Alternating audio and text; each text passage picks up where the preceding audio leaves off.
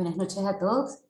Aquí vamos con una nueva sesión de nuestros 30 minutos para actualizar nuestra fe y continuamos con esta serie sobre los sacramentos y hoy concretamente la penitencia o confesión. Al comienzo, cuando les enviamos la propaganda del curso, la pregunta que traía ese flyer decía: ¿se vive mejor cuando vivo los sacramentos? O algo semejante a esto. Y este sacramento en concreto tiene unas consecuencias tan importantes para nuestra vida que vale la pena comprenderlo a fondo y darle muchas gracias a Dios por haber querido este regalo tan grande para nuestras vidas, ¿no? Bien, entonces vamos a irnos al Evangelio de San Juan, en el capítulo 20. Se narra lo siguiente, ¿no? En la tarde de Pascua, es decir, ya después de la resurrección, el Señor Jesús se mostró a sus apóstoles y les dijo: recibid el Espíritu Santo. A quienes les perdonéis los pecados, les quedan perdonados, y a quienes se los retengáis, les quedan retenidos.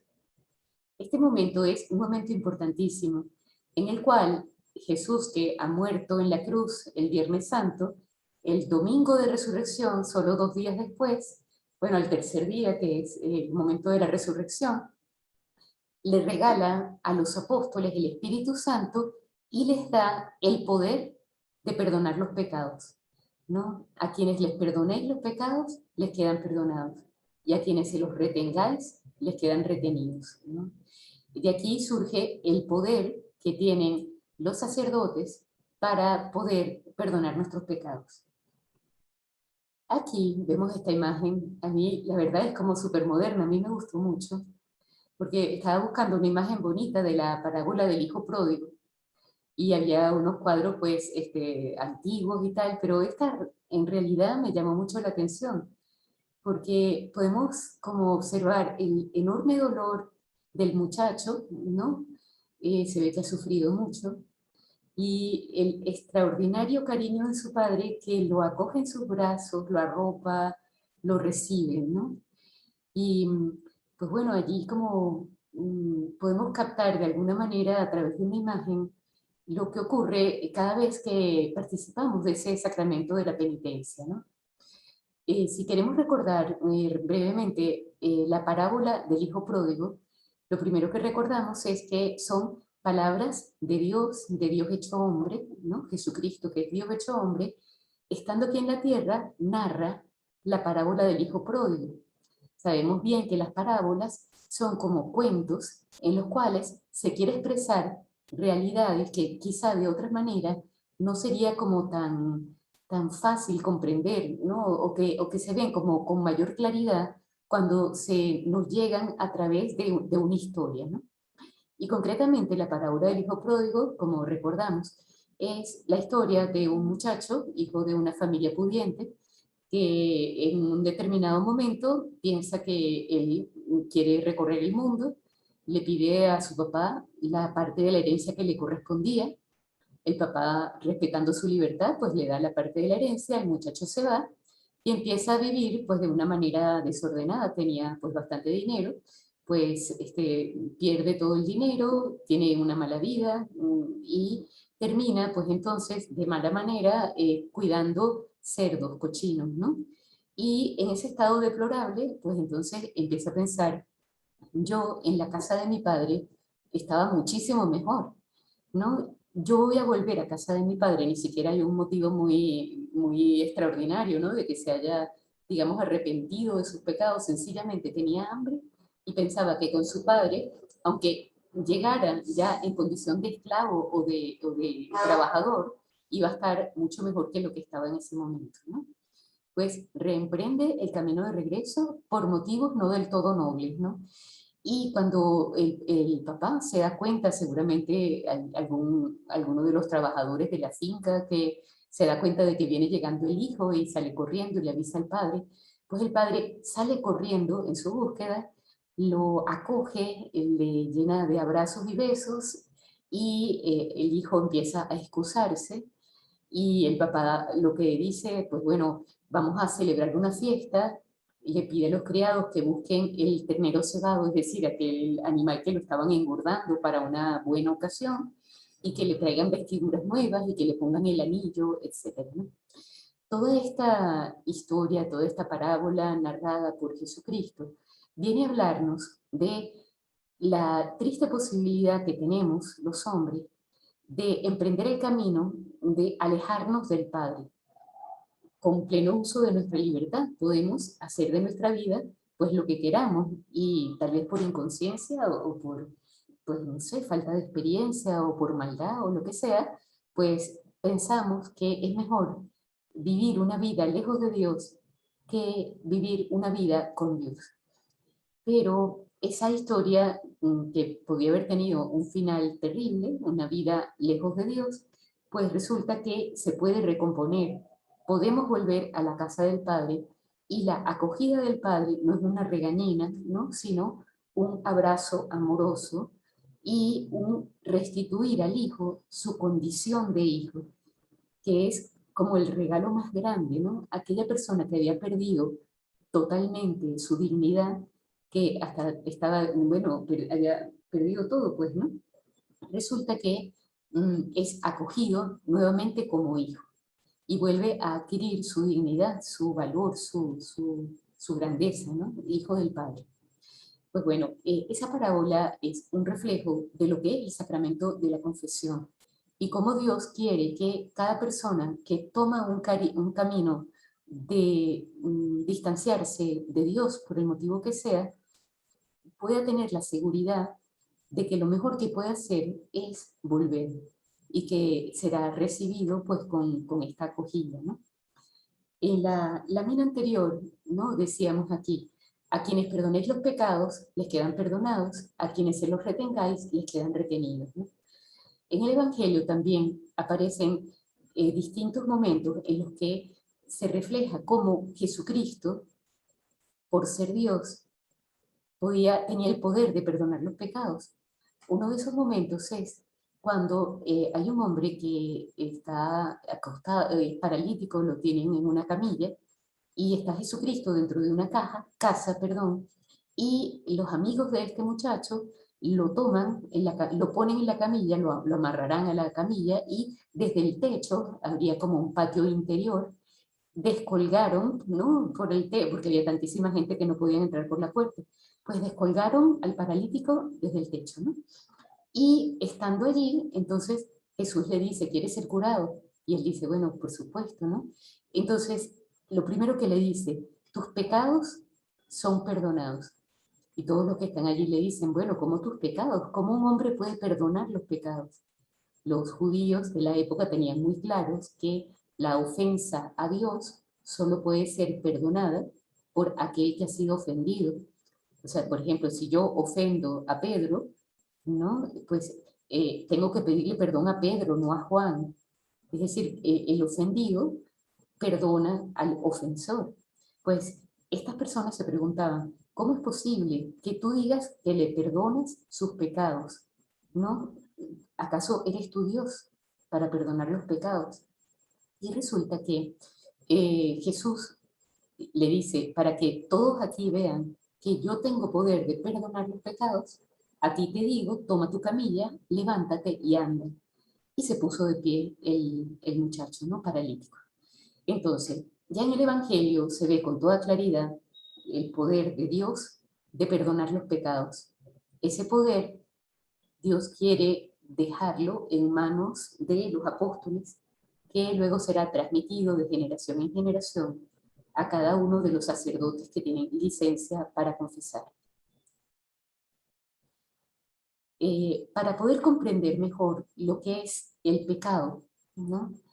Y lo que es el perdón, es bueno que nosotros repasemos un poquito como algunos conceptos, ¿no? Porque cuando uno necesita ser perdonado por alguien, uno lo hizo muy mal, y uno se acerca a la otra persona para pedir perdón, allí hay varios elementos que es bueno como saborear un poquito para darnos cuenta de que cuando nosotros nos acercamos al sacramento de la confesión, existe una serie de elementos que son los que vamos a ir explicando en esta próxima lámina, ¿no?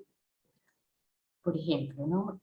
Siempre se trata de una relación entre dos personas, ¿no? Entonces, cuando hablamos de una ofensa, cuando yo ofendo a otra persona, es una persona que, digamos, agrede la dignidad de la otra, ¿no? Se comete una ofensa contra una segunda persona, ¿no?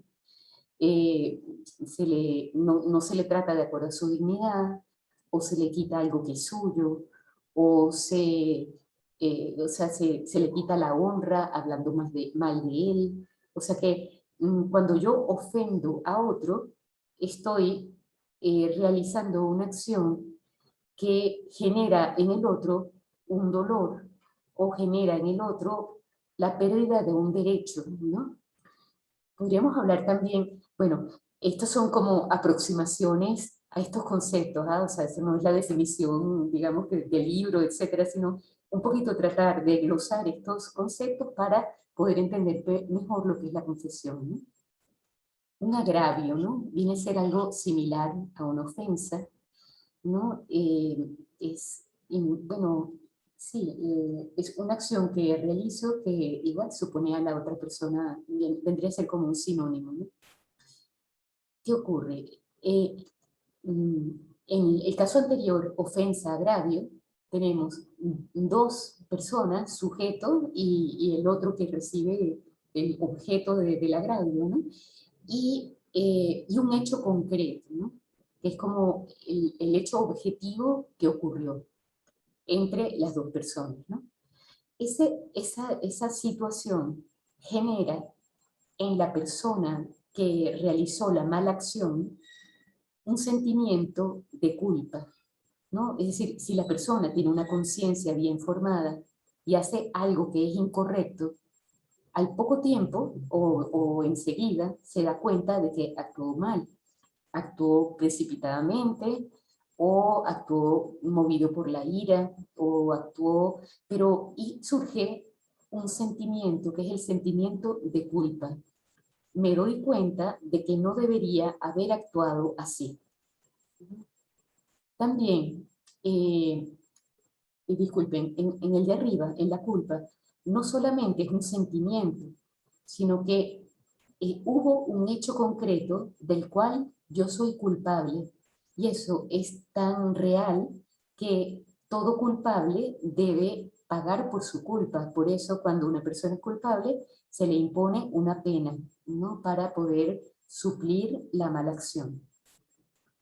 Un sentimiento que puede surgir también es el sentimiento de odio, ¿no? Es decir, la persona que ha recibido la agresión eh, se siente ofendida, se siente agredida, puede surgir en ella ese sentimiento de odio hacia la persona que le causó el daño, ¿no?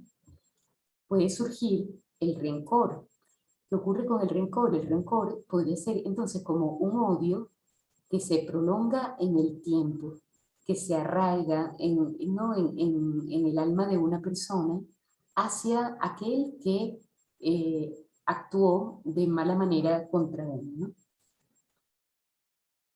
Ante todo esto, ¿no? Se hace presente el concepto de justicia. ¿Qué sería la justicia? Cuando A ofende a B, ¿no? A debe pedir perdón a B para que se restablezca la justicia. Es decir, que el hecho que fue una agresión se pueda como revertir, ¿no? Por ejemplo, ya eso tiene mucha materia porque depende de muchas cosas. Por ejemplo, si la ofensa ha sido que uno habló mal de la otra persona, pues aparte de pedirle perdón, hay que recoger el mal que uno dijo.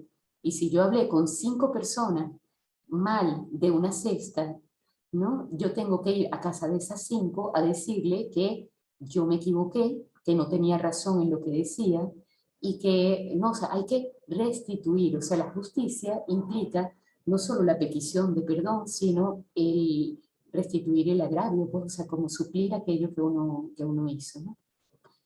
¿qué es esto que restitución? ¿No? Si fuera, por ejemplo, que yo tomé, o sea, robé, le quité al otro algo suyo, no es suficiente que yo le pida perdón, yo se lo tengo que devolver, porque todo el tema de la justicia requiere pues que aquella acción que fue una ofensa se revierta, ¿no? Establecer de nuevo la justicia donde no la hubo, pues. Eh, la sanación, ¿no? ¿Qué ocurre? Que cuando alguien ha sido agredido, ofendido, maltratado en su honra, en sus bienes, en cualquier cosa, ¿no? Pues hay un dolor, ¿no? En la persona que tiene un proceso, o sea, la persona puede perdonar cuando el otro le pide perdón, pero no es así tan fácil porque uno ha quedado con un dolor muy grande por dentro y quizá aquello que se perdió pues ya no puede volver a recuperarse, ¿no? Por decir una cosa, supongamos una situación de infidelidad del otro cónyuge, ¿no? Pues el cónyuge inocente pues puede perdonar, pero bueno, la situación se dio y no se puede, bueno, por supuesto que se puede revertir, la otra persona se puede arrepentir, pero o sea, la situación fue, digamos, no es que me robaron un bolívar y yo lo devuelvo y lo vuelvo a tener antes no lo tenía, ¿no? Tiene una repercusión mucho mayor. Entonces, el proceso de sanación viene en aquella persona que perdona, que tiene una verdadera decisión de no tomar en cuenta el daño que hizo el otro, ya sea porque pidió perdón, ya sea porque no quiere guardar rencor dentro de su vida, porque ese rencor le arruina la propia vida, ¿no? Quiere sacar eso bueno, de su experiencia, digamos, ¿no? Pero no es suficiente una decisión de perdonar, sino que eso lleva un proceso, ¿no? De sanación que requiere un tiempo, que requiere una reflexión, que requiere elementos naturales y sobrenaturales. El perdón es algo que es propio de Dios más que de los hombres, ¿no? A los hombres nos cuesta mucho perdonar. Siempre hay como de por medio, bueno, es que es injusto, tiene que pagar, tiene que sufrir por lo que hizo, entra de por medio también la venganza, si tú me quitaste uno, yo te quito siete, porque ¿cómo se te ocurrió quitarme uno? ¿No? Entonces, es decir, pues bueno, el perdón es importante en la vida de las personas porque bueno, ya iremos viendo, ¿no? Limpia el alma, etcétera, ¿no? Entonces, quería un poco como recordar, bueno, y la misericordia también es un concepto que entra dentro de todo esto, porque a veces cuando el perdón no se alcanza por la vía de la justicia, es decir, se restituyó totalmente lo que me habían quitado, se requiere de una gran misericordia, que viene de corazón, eh, viene del latín, ¿no? Miserior cordis, ¿no? Entonces, eh, corazón misericordioso es aquel que eh, se, digamos, se inclina ante el otro, aunque no merezca el perdón, se le da. Es un poco la situación del padre de la parábola del hijo pródigo, ¿no? El final de toda esta historia es la reconciliación, es decir, cuando en un proceso de agresión, de todo, bueno, todo esto, cuando se llega a restablecer la justicia, se da el perdón, interviene la misericordia, el paso final es la reconciliación, es decir, la relación entre aquellas dos personas. Bueno, el ejemplo que pusimos antes era entre el esposo y la esposa, pero eso puede ser entre cualquiera, ¿no? Entre dos amigos, entre el padre y el hijo, entre uno y, o sea, lo que sea, ¿no? Cualquier, entre dos personas. Pues entonces viene la reconciliación, es decir, mm, restablecer la relación sanando el defecto que se dio en un determinado momento. Y esa reconciliación casi siempre es mucho más estable, más profunda, más comprensiva, porque se conocen las debilidades propias y del otro, ¿no? Y el que ha sido perdonado tiene un gran agradecimiento y el que perdonó ha crecido en su bondad, digamos, en su buen hacer. Esto no significa, bueno, no me extiendo más, perdón, porque me extiendo de ordinario y después no terminamos, ¿no? Entonces, en esta pintura, la verdad es que no se ve tan bonita como es en la realidad. Bueno, yo no la he visto en la realidad, pero esta foto está un poquito pixelada. Quiere reflejar estas palabras del Apocalipsis, ¿no? En donde dice, he aquí, yo estoy a la puerta y llamo. Si alguno oye mi voz y abre la puerta, entraré a él y cenaré con él y él conmigo. Entonces, este cuadro tiene una historia muy interesante, que es que cuando se expuso por primera vez, algunas personas de las que estaban allí en el salón de exposiciones se dieron cuenta de que la puerta no tenía, digamos, manilla para entrar, ¿no? Y estaba allí el autor del cuadro y le dijeron, bueno, ¿y qué pasó? La manilla, esto, tal. Entonces, él explicó que lo había hecho así a propósito, porque cuando Jesús tocaba la puerta, la única manera de abrir era desde adentro. Es decir, es el tema del corazón, ¿no? O sea que el único que puede abrir la puerta al otro que toca es uno mismo, ¿no? Solo Dios puede entrar en nuestra alma si lo dejamos entrar. Y esto tiene que ver con el tema de la confesión, porque Jesucristo ha instituido el sacramento para ayudarnos a quitar aquellas cosas que han sido ofensas, son ofensas a Dios o son ofensas a otras personas, o también contra la naturaleza, digamos. O sea, si yo, ahorita que está tan de moda la ecología, si yo resulta que tengo una fábrica y la fábrica pues vierte yo no sé cuántas cosas en el río que está al lado, pues yo estoy agrediendo la naturaleza y soy culpable de eso. O sea, es motivo de ofensa a la naturaleza, ¿no? O como veníamos hablando antes, ofensa a otras personas, que al final todo lo que uno hace, que es una ofensa a otros, ya sea lo que sea, ¿no? Termina siendo una ofensa a Dios. Eso es lo que es muy interesante considerar, porque cuando yo ofendo a otro, el otro es hijo de Dios, o sea, yo estoy ofendiendo a un hijo de Dios, a una criatura de Dios, por tanto, le estoy ofendiendo a él mismo. Es decir, si yo tengo una persona y le caigo a golpes, pues el primero que sale en su defensa es su papá. Entonces, este es un poco el sentido de que cuando actuamos de una manera inadecuada, injusta, inapropiada con los demás, con la naturaleza o con nosotros mismos, pues son ofensas no solo a cada una de estas personas, sino que son ofensas a Dios. Por eso cuando uno se confiesa, uno le pide perdón a Dios por haber tratado mal a una persona, por haber sido imprudente en un determinado asunto, etcétera, etcétera, ¿no? Pero son ofensas a Dios. ¿Okay? Bueno, el perdón de los pecados cometidos después del bautismo. ¿Por qué decimos esto? Porque con el bautismo, si una persona se hubiera bautizado de adulto, el bautismo borra totalmente todos los pecados anteriores. Es decir, si yo maté 7 personas, me convierto y me bautizo, si hay arrepentimiento, lógicamente, porque si no, no me podría bautizar, ese bautismo borra totalmente todo, tanto el pecado como la huella del pecado en mi alma. Entonces, seguimos leyendo. El perdón de los pecados cometidos después del bautismo es concedido por un sacramento propio llamado sacramento de la conversión, de la confesión, de la penitencia o de la reconciliación.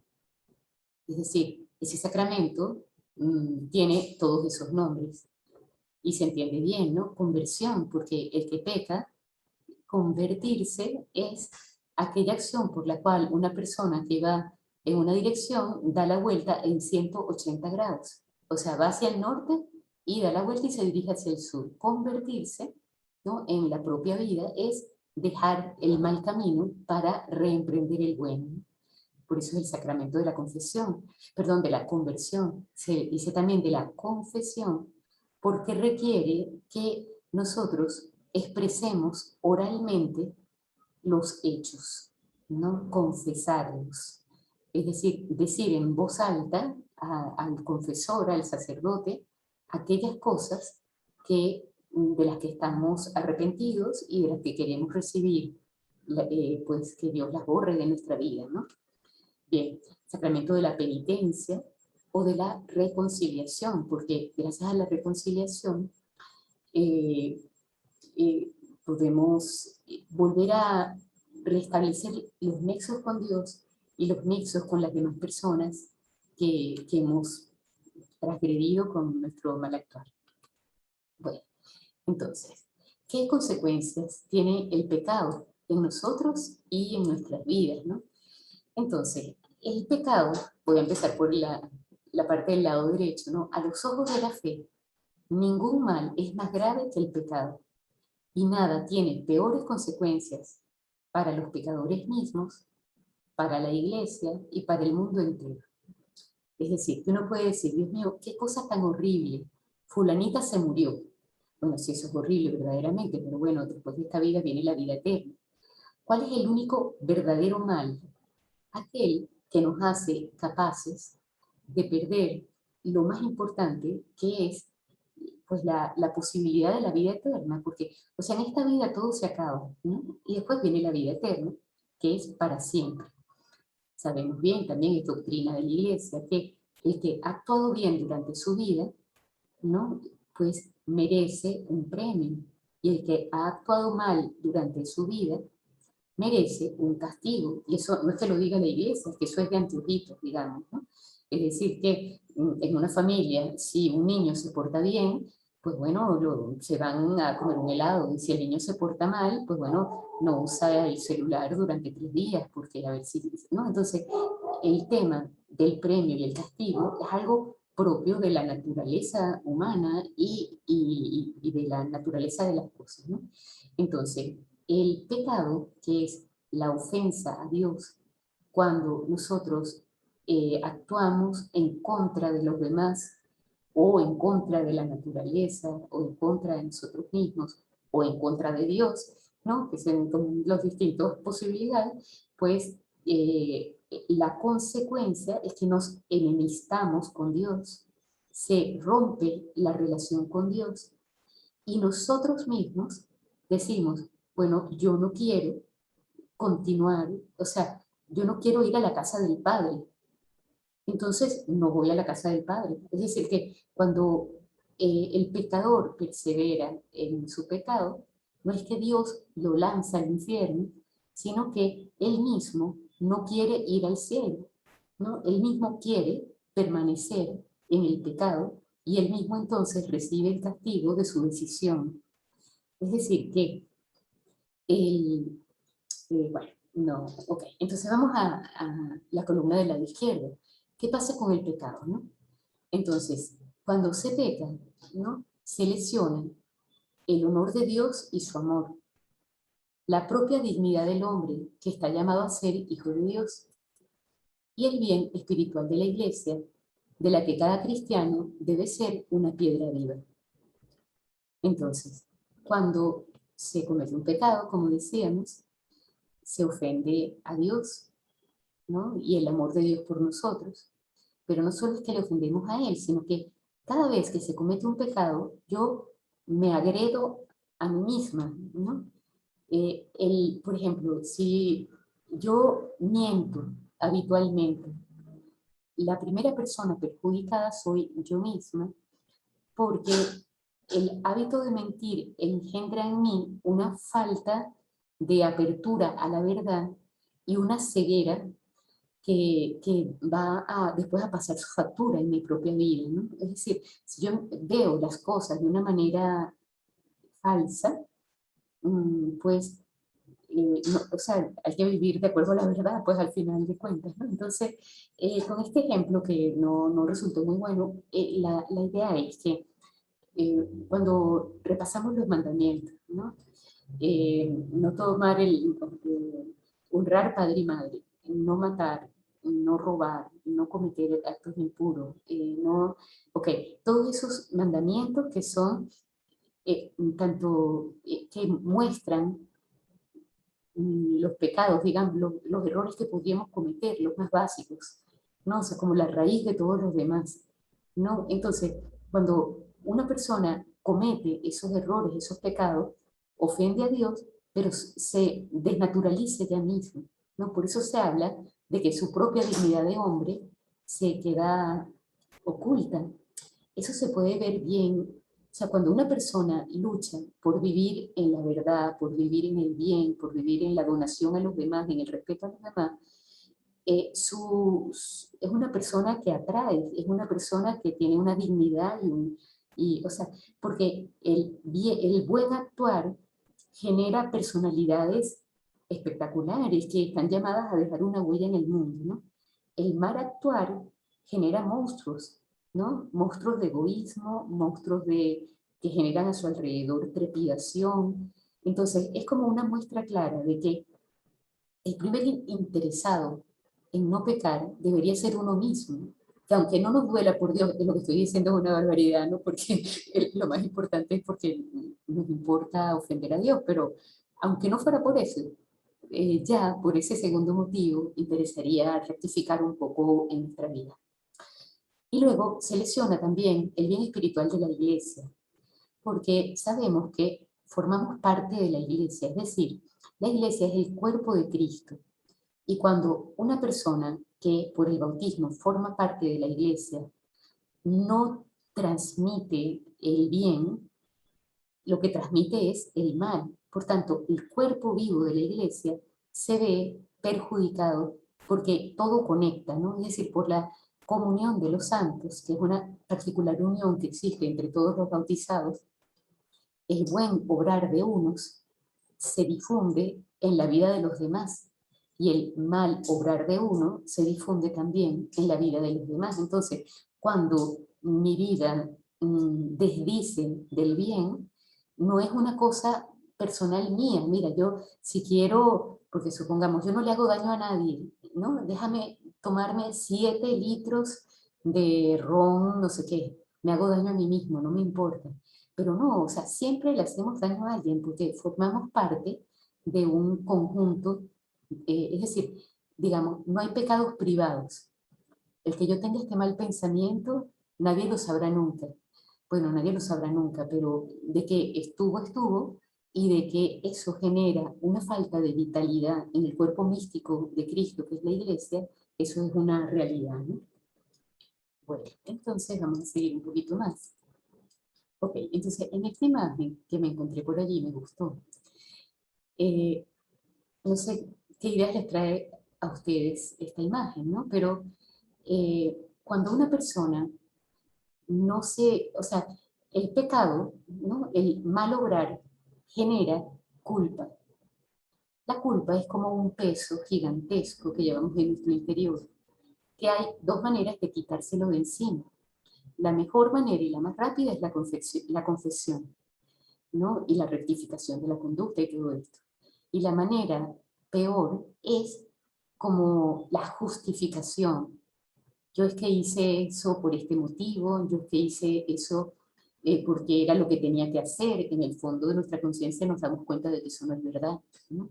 Entonces, la persona que no confronta su conciencia con la verdad termina camuflando esa culpa y diciendo que lo más justo que yo podía hacer es aquello, me justifico. Pero la justificación no me quita la culpa, porque es algo muy impresionante, o sea, el sentido que el hombre tiene de lo que es bueno y de lo que es malo es algo profundamente grabado en nuestra naturaleza. Por tanto, aunque yo quiera justificarme a mí misma poniendo 1000 motivos por los cuales aquello era justo, pues resulta que en el fondo no lo era, y ese sentimiento de culpa me hunde, ¿no? Me lleva al fondo del océano. Bueno, seguimos aquí, ¿no? ¿Qué es la conversión? Convertirse. Entonces, es un movimiento que nace de la gracia de Dios, rico en misericordia y deseoso de la salvación de los hombres. Es preciso pedir este don precioso para uno mismo y para los demás.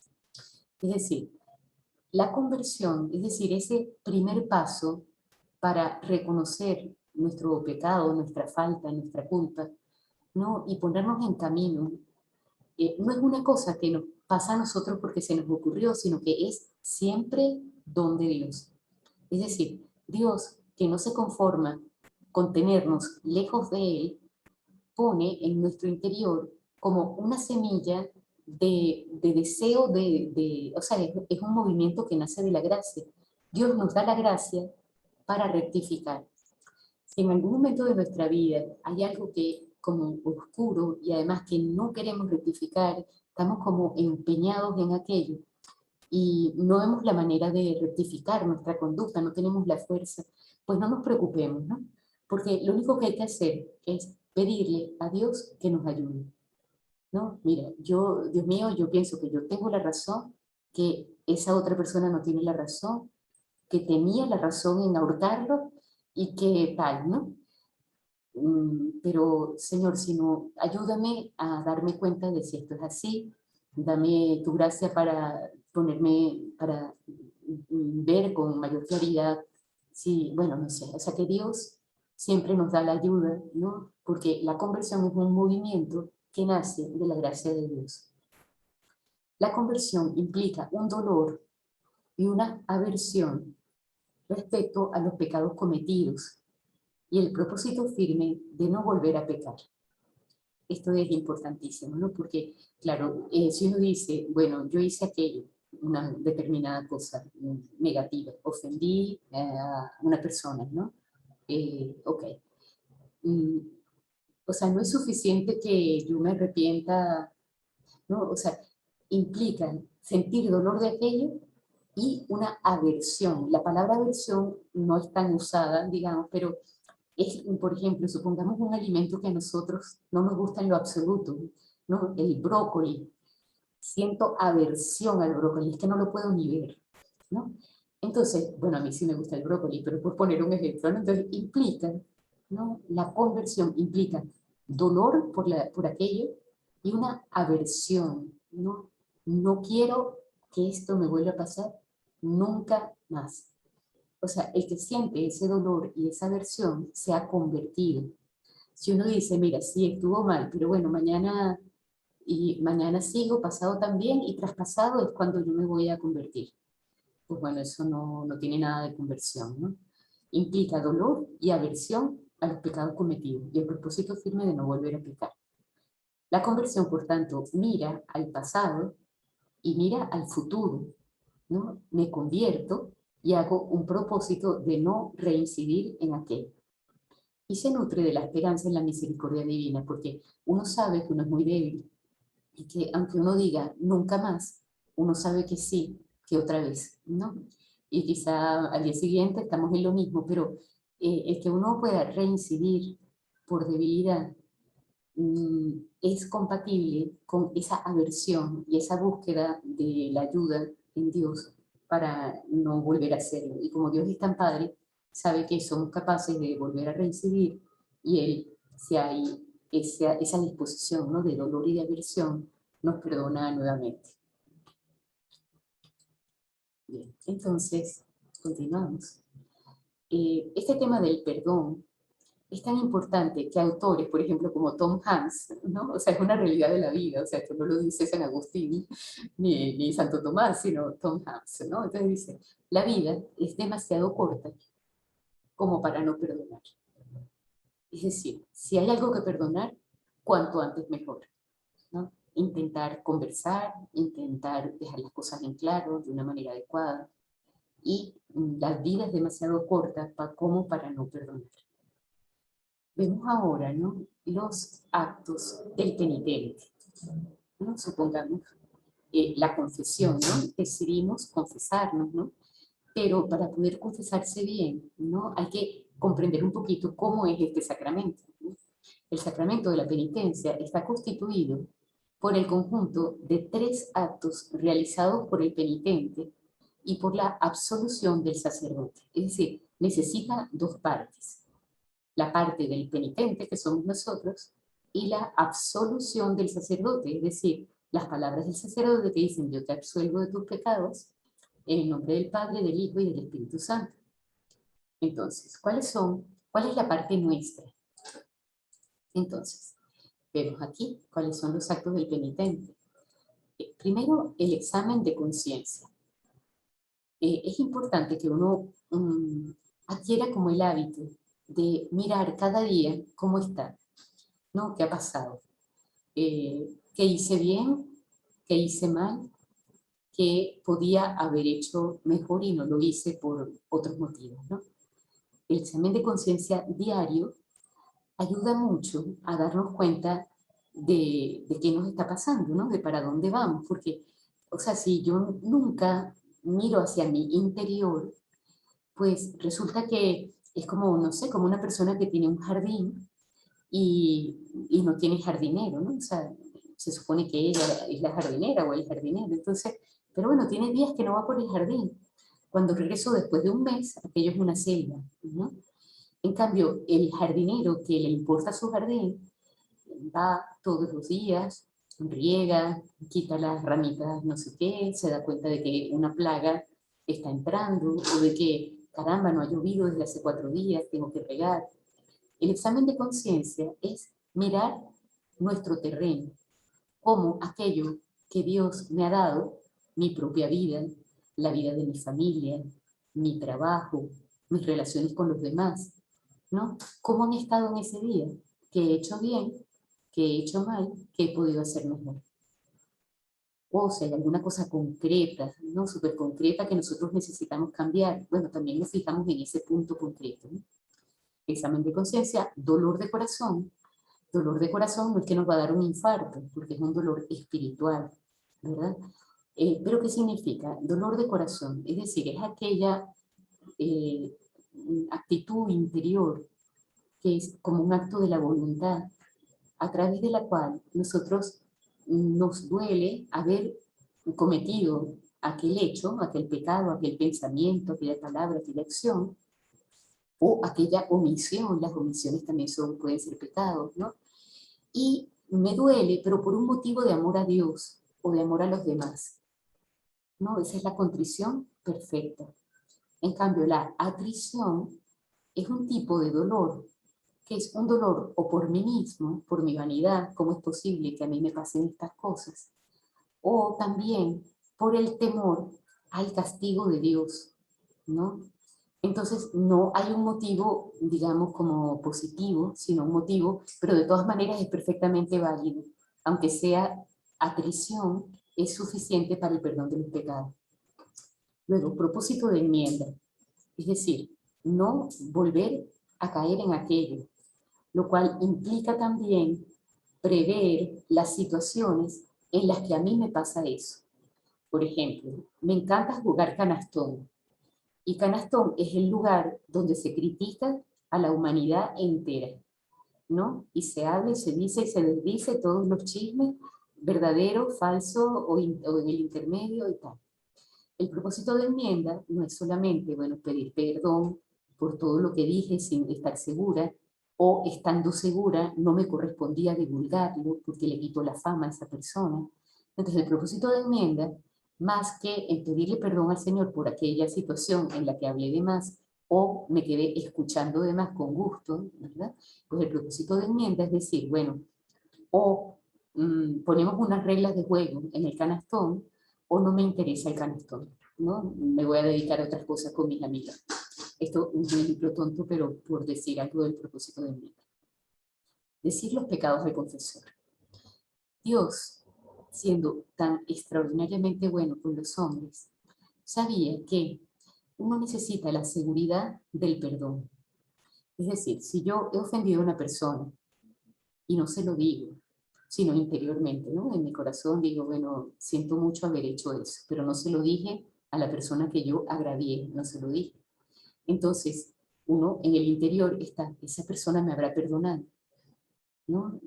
Pero si no se lo dijiste, ¿cómo te va a perdonar? O sea, no tiene ni idea de lo que te está pasando.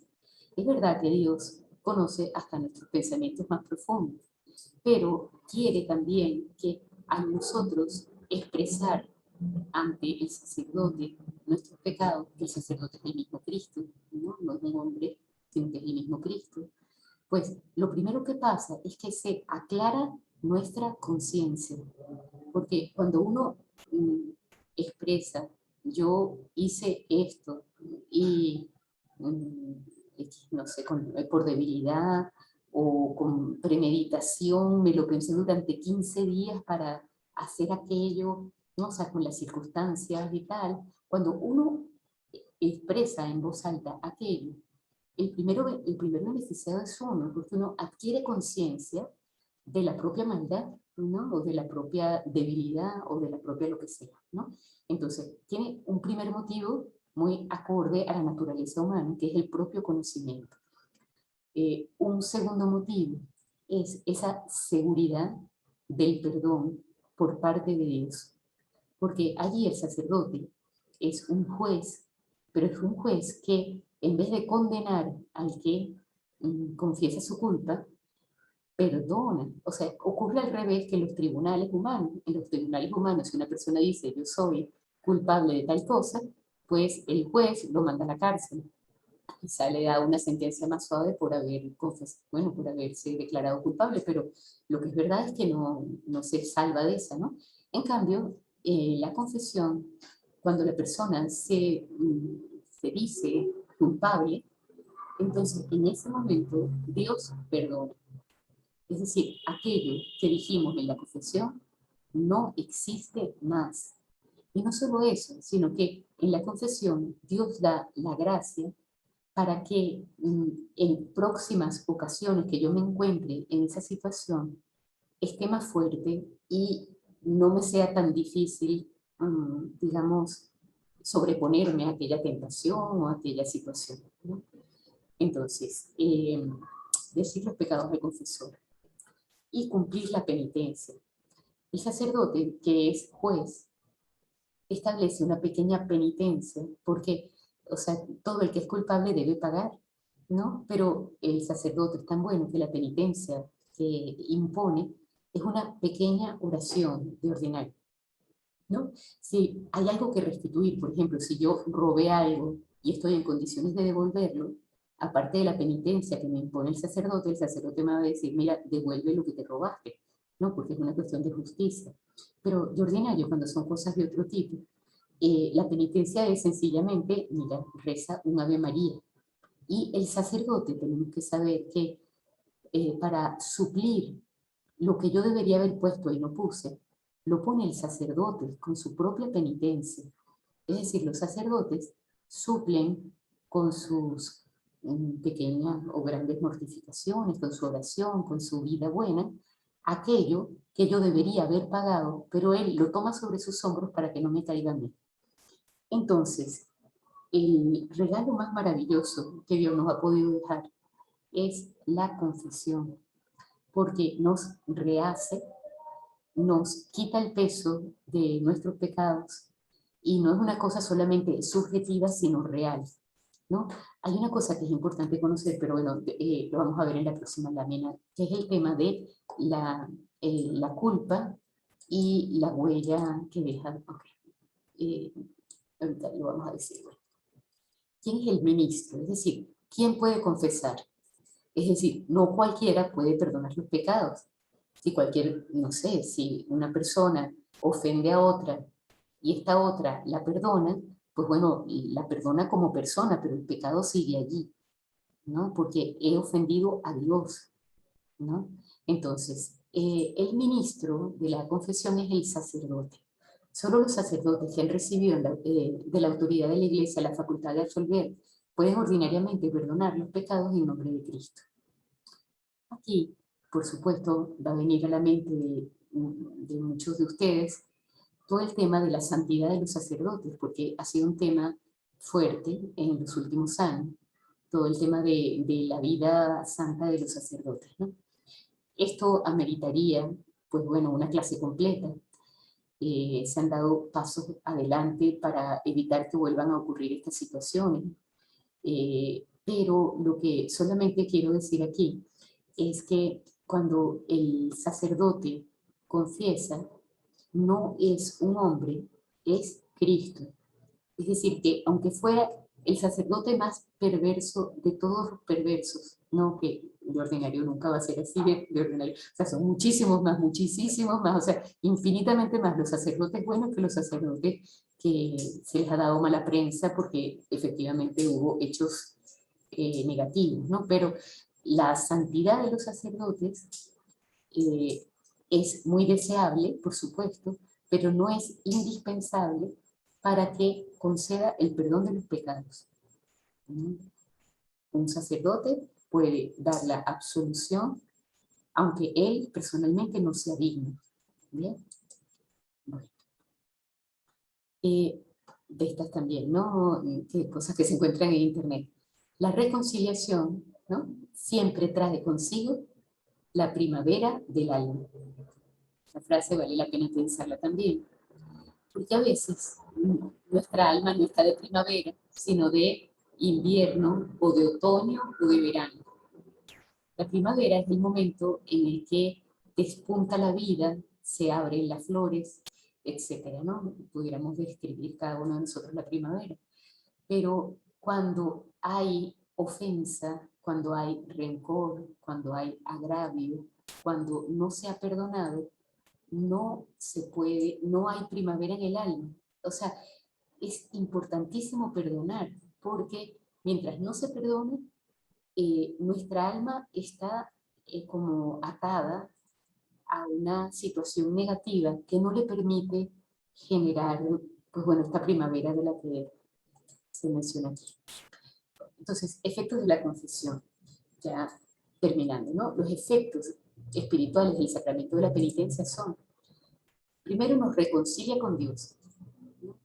El penitente recupera la gracia, es decir, pasamos de ser enemigos de Dios a formar parte nuevamente de su familia. O sea, es la escena de la que hablábamos al comienzo, del Padre que nos vuelve a recibir en su casa.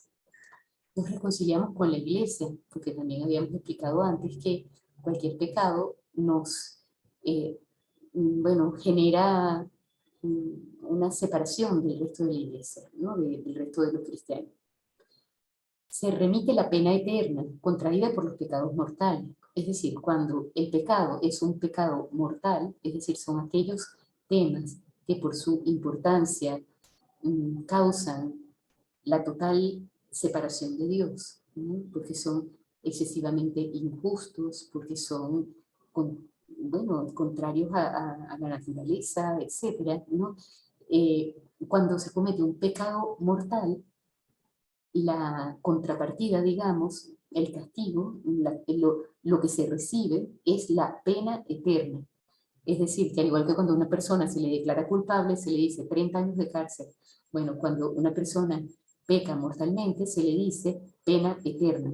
Es decir, tú mismo decidiste no ir al cielo. ¿Ok? Entonces, se remite, se quita esa pena. Bien. Luego, la remisión, al menos en parte, de las penas temporales, consecuencia del pecado. ¿Eso qué significa? Que cuando uno comete obras malas y se arrepiente y es perdonado, el sacerdote perdona la culpa, pero allí queda la huella del mal que se ha realizado. Queda como una tendencia que hay que curar poco a poco. Una vez me pusieron un ejemplo buenísimo de eso que me parece que es muy gráfico, ¿no? Si uno tiene una tabla de madera y uno le mete un clavo, ¿verdad? Aunque el clavo se saque, queda el hueco. Eso es lo que ocurre con la confesión. Aunque uno reconozca la culpa y el sacerdote absuelva, saque el clavo, ahí queda una huella del mal realizado. Entonces, perdón. La confesión entonces quita en parte esa culpa. Bueno, luego da la paz y la serenidad de la conciencia y el consuelo espiritual. Esto es un bien maravilloso. Todas las personas que uno ve salir del confesionario es como que si le hubieran quitado una roca de los hombros y una sonrisa en los labios, ¿no? Y el acrecentamiento de las fuerzas espirituales para el combate cristiano, ¿no? Se reciben nuevas fuerzas para vencer el mal. Eso simplemente lo leo: la confesión individual e íntegra de los pecados graves, seguida de la absolución, es el único medio ordinario para la reconciliación con Dios y con la Iglesia. O sea, hay que confesar uno, no vale la absolución colectiva. Esa absolución colectiva de los pecados es cuando uno va en un barco y el barco se está hundiendo y el sacerdote dice: arrepiéntanse todos, y absuelve a todos de los pecados. Pero eso es para casos de absoluta emergencia. Lo ordinario es la confesión individual. Y ya para terminar, mediante las indulgencias, los fieles pueden alcanzar para sí mismos y también para las almas del purgatorio la remisión de las penas temporales, consecuencia de los pecados. Bueno, no nos podemos detener aquí para hablar de las indulgencias porque ya se ha terminado el tiempo, pero busquen si quieren en el Catecismo de la Iglesia Católica, o si quieren me escriben y yo les cuento en otro momento en relación a este tema, que es muy bonito, porque es un gran don de Dios el que las indulgencias para quitar esa huella que quedó en el alma de los pecados. Bueno, muchísimas gracias. Ya saben, como otras veces, me pueden encontrar en esa dirección de email, y recordar también que todos estos videos están colgados en el canal de YouTube, 30 minutos para actualizar tu fe, y que, como siempre, también los animo a compartir con otras personas este material, de manera de que pueda ser de utilidad al mayor número de personas. Bueno, pues me despido, hasta la próxima. Muchas gracias por acompañarme y bueno, hasta luego.